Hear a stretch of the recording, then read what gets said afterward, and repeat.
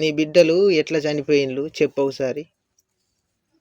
నా బిడ్డను పొద్దుగా నాటుకు పోయి వచ్చి, పెద్ద బిడ్డ నాటు పోయి వచ్చి మళ్ళా తెల్లారి పొద్దున్నే పోతానని నాటు పోతాను సలబాగా పోతానని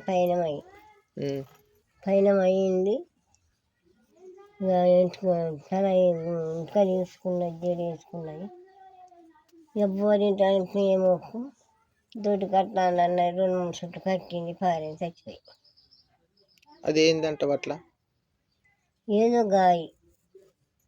మళ్ళీ ఆమె చచ్చిపోతే ఇంకొక చిన్న తల్లి జ్వరం వచ్చి చిన్న తల్లి మరి అన్నం తినక నోట్లో పోసి ఎర్రగా మన రౌతం బయలు పెట్టి 4-5 రోజులు తినకుంటుండే ఆయన చచ్చిపోయి. ఒక ఉన్నది అట్లనే చచ్చిపోయి. 3 చచ్చిపోయింది ఒక్కసారి. అంతేనా? ఒక్కటి సంవత్సరంలోనే ఇట్లా?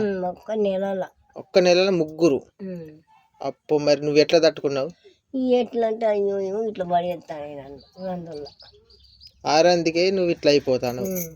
మా నాన్న పోయింది అనుకుంటున్నా. చూడు మీ తాత బీడ ఉండి బోయి కూరగా గోదావరి పోయి ఆడ చచ్చిపోయి, అక్కడ చచ్చిపోయి. ఎట్లా చచ్చిపోయింది ఆయన? ఆయన ఇట్లే పనికి పోయిండు. రాంగ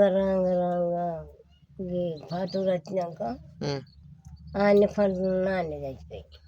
పండుకున్నది చచ్చిపోయింది.